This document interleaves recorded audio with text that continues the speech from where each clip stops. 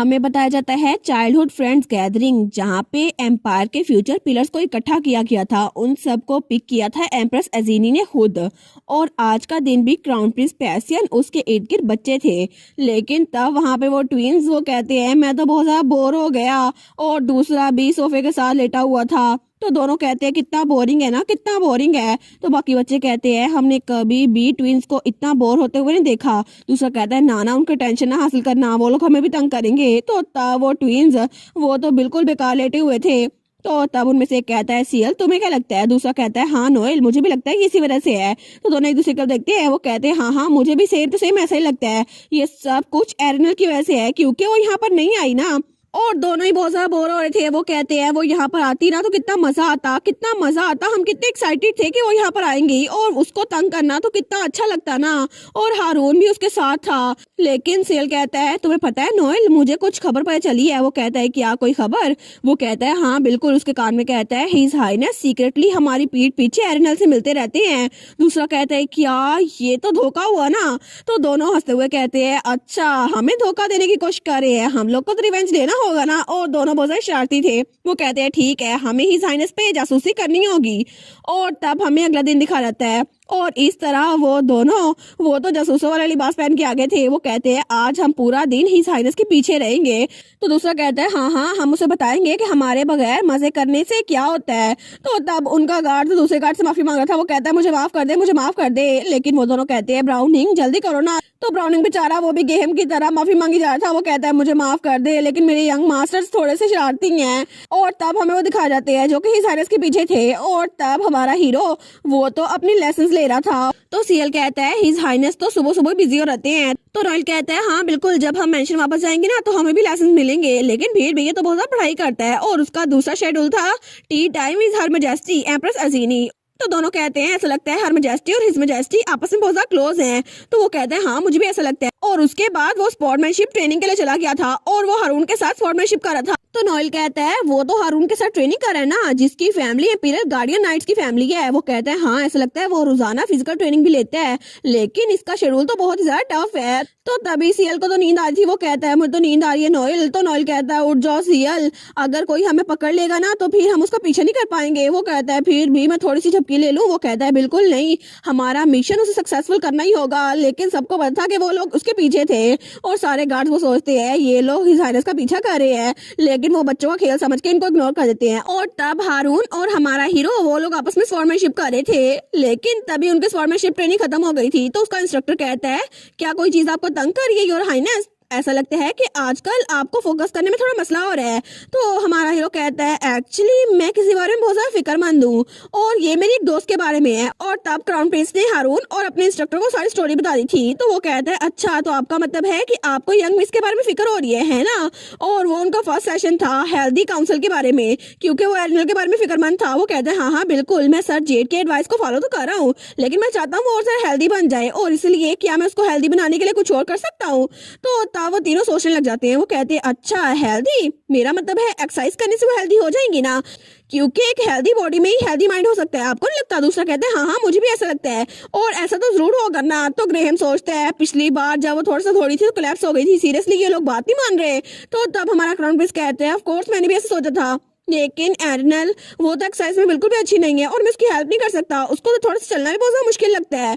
तो तीनों कहते हैं अच्छा ये बात है। तो तब वो लोग कहते हैं ठीक है तो बस इसको करो, थोड़ी सी एक्सरसाइज करने से क्या ही हो जाएगा, अगर वो बेहोश हो गई तो हम उसको दोबारा से बेड पे लेटा देंगे। तो तब क्राउन प्रिंस कहता है क्या सच में ये काम कर सकते हैं? लेकिन तब वो कहता है आई सी, मुझे लगता है मुझे समझ आ गई है। तो ग्रेहम बेचारा वो सोचता है क्या समझ आ गई है, लेकिन उसने वहां पर लिखा था बस इसको कर डालो। तो वो कहता है मुझे लगता है मुझे एरिनल से मिलने के लिए जाना चाहिए। तो ग्रेहम सोचता है ओ गॉड अब फिर से उनके पीछे जाएंगे। और तब अगले ही पल वो हमारे हीरोइन के पास पहुंच गया था। वो कहता है एरिनल, और तब उसका हाथ पकड़ते हुए कहता है चलो ना एक्सरसाइज करते हैं। तो हमारी हीरोइन सोचती है ये फिर से आ गया, लेकिन ये डैम क्राउन प्रिंस ये तो मुझे फिटनेस मॉन्स्टर में बदल के रहेगा। तो तब वो कहता है मैं तुम्हारे लिए वापस आया हूँ, मेरे पास गुड न्यूज है, तुम बिल्कुल ठीक हो जाओगी। वो कहती है जाने दो मुझे नहीं करनी एक्सरसाइज। वो कहता है बस तुम्हें एक्सरसाइज करनी होगी ना, फिर तुम हेल्दी बन जाओगी, बस मेरी बात मान लो। वो सोचती है मैंने इसको कब से कहा हुआ है मुझसे एक्सरसाइज नहीं होती, फिर भी इस बात पे अड़ा क्यों हुआ है?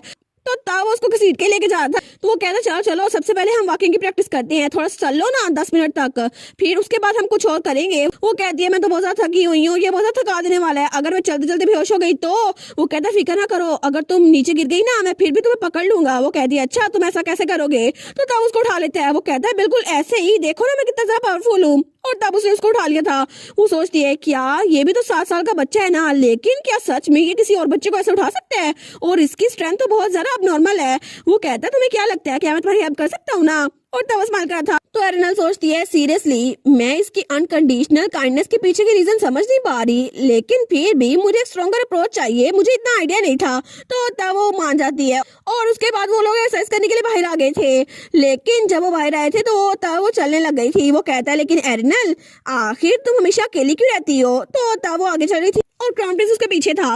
वो कहता है नहीं नहीं मेरा मतलब है कि बटलर और मेड्स के अलावा तुम्हारी बाकी फैमिली तुम्हारे पास नहीं है, वो लोग कहाँ पर हैं? तो हमारी कहती है मेहन तो है ना मेरे पास। वो कहता है लेकिन मेहन तुम्हारी फैमिली नहीं है, मेरा मतलब है तुम्हारी मॉम और डैड, क्या तुम्हारे पेरेंट्स कहीं और गए हुए हैं? वो सोचती है मेहन तो मेरी मॉम है ना, लेकिन अगर मैंने इसको एक्सप्लेन करने की कोशिश की तो शायद पैसन को कुछ अजीब लगे, और इसीलिए अगर मैंने इसको एक्सप्लेन करने की कोशिश की ना कि मैंने मेहन को मॉम कहना शुरू कर दिया है तो शायद थोड़ा अजीब लगे। तो तब वो कहती है एक फैमिली नहीं, मेरे पास कोई फैमिली नहीं है। तो क्राउन प्रिंस वो कहता है क्या? तो हमारी उन कहती है असल में मेरे एक डैड हैं तो सही, लेकिन जब से मैं पैदा हुई हूँ ना मैंने तब से उनको नहीं देखा। तो वो कहते हैं अच्छा ये बात है। वो थोड़ा सा कंफ्यूज हो गया था। तो तब वो कहता है अच्छा तो क्या तुम ठीक हो? वो कहती है हाँ मैं ठीक हूँ, फिर क्या? वो कहता है सच में तुम बिल्कुल ठीक हो? वो सोचती है सच में इतना फ्लस्टर होने की क्या ही जरूरत है, और यहाँ पे तो हर्ट मुझे होना चाहिए था ना। लेकिन क्राउन प्रिंस पैसियन वो कहता है मेरा कहने का मतलब है कि चाहे तुम्हारी फैमिली तुम्हारे पास ना ही हो, लेकिन इट्स ओके एरिनल, क्योंकि मैं हमेशा तुम्हारी साइड पे रहूंगा। वो कहती है क्या मेरी साइड पर? वो कहता है ऑफ कोर्स, अगर तुम्हारे पास कोई फैमिली नहीं है ना तो मैं तुम्हारी फैमिली बन जाऊंगा, चाहे कुछ भी हो जाए मैं हमेशा तुम्हारे साथ रहूंगा एरिनल। वो कहती है क्या?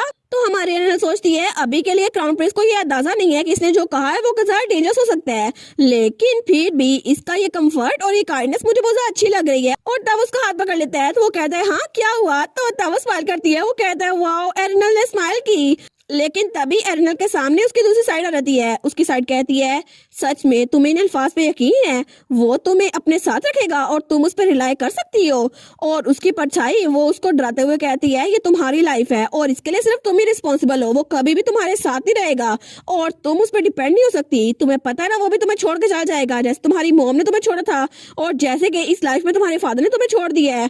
और तब उसकी परछाई को डराई जा रही थी। वो कहती है आखिर में तुम भी डिसअपॉइंट हो ही जाओगी क्योंकि आखिर में कोई नहीं होगा तुम्हारे पास। लेकिन तभी हमारी हीरोइन डर के उसका हाथ छोड़ देती है। वो कहती है नहीं बिल्कुल नहीं। तो तब पैसन कहता है एरिनल क्या हुआ तुम्हें? तो हमारी हीरोइन सोचती है मुझे पहले से पता था कि ये सिर्फ मेरा मसला है और सिर्फ मेरा है और किसी का नहीं, लेकिन फिर भी अगर ये मेरा मसला भी है फिर भी मेरे पास पास्ट मेमोरीज हैं और मेरे वर्ल्ड की मेमोरीज है, इसलिए मैं नहीं चाहती किसी और को कोई मसला हो। तो वो कहती है पैसियन वो सोचती है क्योंकि आखिर में मुझे इस वर्ल्ड से डिसअपीयर हो जाना है तो मैं इसके साथ इतना नहीं रहूंगी ताकि इसको तकलीफ हो। वो कहती है प्लीज यहाँ पे दोबारा कभी मत आना। तो वो कहता है क्या? तो वो सोचती है पैसन बहुत ज्यादा अच्छा है इसलिए मैं नहीं चाहती इसको तकलीफ हो। वो कहती है मैं नहीं चाहती कि योर हाइनेस क्राउन प्रिंस आप दोबारा कभी भी यहाँ पर आए। वो कहता है लेकिन अचानक से क्यों? तो वो कहती है मैं आखिर आपको एक्सप्लेन क्यों करूँ, आपको हर कहीं आने की इजाजत मिल जाती है, इसी वजह से आप हर कहीं आ जाते हैं, लेकिन मैं आपको यहाँ पर कभी वेलकम नहीं करूंगी, इसीलिए आपको पहले कभी किसी ने रिजेक्ट नहीं किया तो मैं आपको रिजेक्ट कर रही हूँ और दोबारा कभी भी मेरे घर में मत आइएगा और ये मेरी आखिरी वार्निंग है क्योंकि मैं आपको पोलाइटली कह रही हूँ, तो दोबारा कभी भी यहाँ पर मत आइएगा। और उसके बाद वहां से निकल गई थी और पैसन वहीं पे खड़ा रह गया था। वो कहता है एरिनल, और पीछे वो ट्विंस भी थे। वो सोचते हैं क्या? तो तब नॉयल कहता है हम अब क्या करें सीएल? तो सीएल कहता है मुझे पता है नॉयल ये मूड तो बहुत इंटेंस हो गया है, हमें शायद खामोश रहना चाहिए। लेकिन तभी वो लोग जो देखते हैं ना वो कहते हैं क्या आखिर ये क्या? और वहाँ पे क्राउन प्रिंस पैसियन वो तो रोने लग गया था और उसकी आंखों में बहुत मोटे मोटे आंसू थे। वो लोग कहते हैं क्या हिज हाइनेस क्राउन प्रिंस वो रो रहे हैं, लेकिन हमने पहली बार उसको जिंदगी में रोते हुए देखा है, क्या सच में वो खुद रो रहे हैं? और तब सीन चल होता है और हमें कुछ घंटों बाद महल का सीन दिखा रहता है और वहाँ पे बहुत सारे मेड्स और सर्वेंट खड़े हुए थे, लेकिन वो दरवाजा बंद था। तो वहाँ मेड्स कहती है योर हाइनेस प्लीज दरवाजा तो खोले ना। लेकिन दूसरी मेड कहती है कि उन्होंने दरवाजा खोला? वो कहती है बिल्कुल भी नहीं, हमने तो उनको देखा है वो तब से कुछ रिएक्ट ही नहीं कर रहे। तो दूसरी मेड कहती है लेकिन हमें तो लॉर्ड गेहम ने भी कुछ नहीं बताया।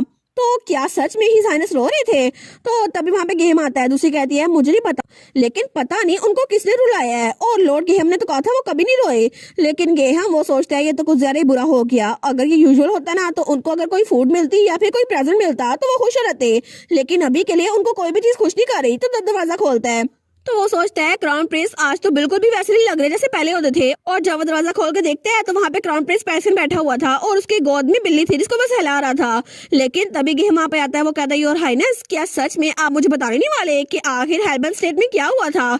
लेकिन फिर भी वो कुछ नहीं बोलता। वो सोचता है एज एक्सपेक्टेड ये बात करना नहीं चाहते। और थोड़ी देर पहले तो ये बहुत ज्यादा खुश लग रहे थे, लेकिन अभी पता नहीं क्या हो गया। लेकिन एक चीज के लिए मैं बिल्कुल श्योर हूँ कि जितना मैंने सोचा था ना उससे भी बड़ा मसला हो गया है। और तब दूसरी तरफ हमें हेल्बन स्टेट दिखा जाती है जहां पर माहौल बिल्कुल टेंस सा था और वहां पे भी मेड्स खड़ी हुई थी, लेकिन इंपीरियल पैलेस की तरह यहाँ पे कोई भी उसको कंफर्ट करने के लिए नहीं आया था।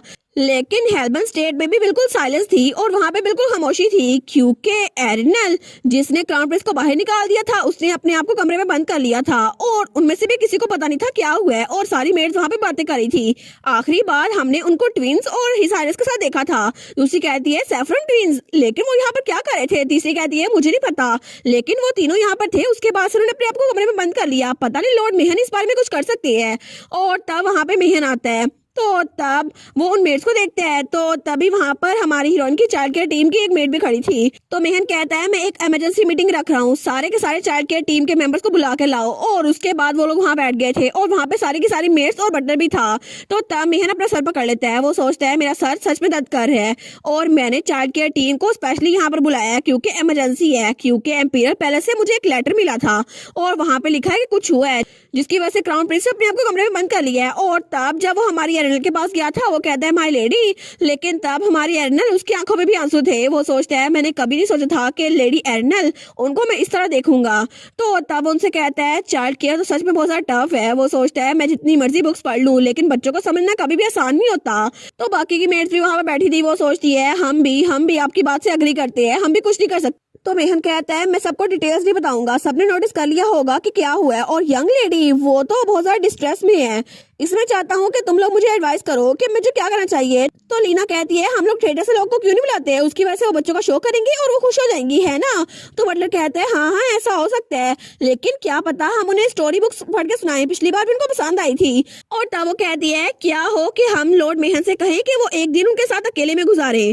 तो सारे के सारे बिल्कुल खामोश थे। तो वो कहती है नहीं मैं कुछ भी बनाने में इतनी लेजी नहीं थी, मेरा सच में मतलब था कि लॉर्ड मेहन उनके साथ रहे, क्योंकि जब भी लेडी एरिनल लॉर्ड मेहन के साथ होती है ना वो बहुत ज्यादा खुश होती है। तो मेहन बिल्कुल खामोश था, लेकिन वो बेचारी वो सोचती है ये मैंने क्या बोल दिया। तो बटलर कहता है ऐसा लगता है ये कुछ भी बोल जा रही है, हम अभी यूनिक को ना स्ट्रिक्टली डिसिप्लिन कर देते हैं। और तब तो उन लोगों ने उसको बांध भी दिया था, लेकिन मेहन उठते हुए कहता है नहीं ये बिल्कुल ठीक है और वहां से निकल गया था। वो कहता है ठीक है मीटिंग को ही एंड करते हैं। और बाकी के बटलर और मेड्स वहीं पर आ गए थे। तो वो लोग कहते हैं क्या वो गुस्से में लग रहे थे, लेकिन हमारा मेहन वो सोचता है जो अभी थोड़ी देर पहले यूनी ने कहा था, उसने कहा था जब भी वो लॉर्ड मेहन के साथ होती हैं वो बहुत ज्यादा खुश होती हैं।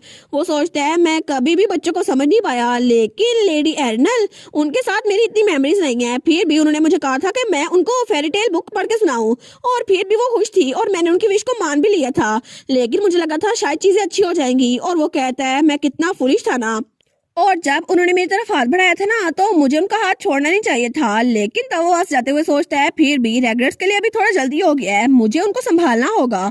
और हमारी रेनल अपने कमरे में अकेली थी। वो सोचती है कितनी खामोशी है ना यहाँ पर, क्योंकि मैं तो यही चाहती थी ना। लेकिन फिर भी तभी दरवाजा खुलता है, थोड़ी सी रोशनी वहां पर आती है। वो सोचती है रोशनी, हाँ बिल्कुल मेरी मोम अक्सर मुझसे ही कहा करती थी तुम मेरी रोशनी हो क्योंकि तुम मेरे लिए इकलौती होप हो, और प्लीज मेरी प्यारी बच्ची तुम मेरे ख्वाब को पूरा कर सकती हो। और मेरी मोम के लिए मैं सब कुछ थी क्योंकि उनको मुझ पे यकीन था और उनको पागलपन की हद तक मुझ पे यकीन था, और शायद इसी वजह से वो यकीन मेरे लिए नाइटमेयर बन गया जो कि मुझे डराया करता था, क्योंकि शुरुआत से मेरी मोम वो बहुत ज्यादा अच्छा वायलिन प्ले करती थी। लेकिन मेरे फादर के किए गए एक ट्रेजिक एक्सीडेंट की वजह से मेरी मॉम दोबारा कभी भी वायलिन को प्ले नहीं कर पाई, और मेरी मॉम चिल्ला के मेरे फादर से कहती थी ये सब कुछ तुम्हारी वजह से हुआ है, ये सब कुछ सिर्फ तुम्हारी वजह से हुआ है। और मेरे फादर कहते थे कि मुझे माफ कर दो हनी, मैं सच में माफी मांगता हूँ। लेकिन इस तरह मेरी मॉम वो मुझसे ऑब्सेस हो गई क्योंकि उनके लिए मैं एक मिराकल थी, उनकी बेटी जो सेम टू सेम उनकी तरह दिखती थी और इसीलिए उन्होंने मुझे बचपन से ही वायलिन प्ले करना शुरू कर दिया। मेरी कभी कोई दोस्त नहीं थी और ना ही उन्होंने कभी मुझे खेलने की इजाजत दी। उन्होंने मुझे कहा कि तुम्हें वायलिन प्ले करना है क्योंकि तुम सेम टू सेम मेरी कॉपी हो और तुम मेरा आईना हो, इसलिए सेम टू सेम तुम्हें यही करना होगा। और अगर तुम इसे प्ले करती रही ना तो मैं बस तुमसे यही चाहती हूँ क्योंकि तुम्हारी माँ का ख्वाब यही है और तुम्हारे डैड की वजह से ये सब कुछ तबाह हो गया।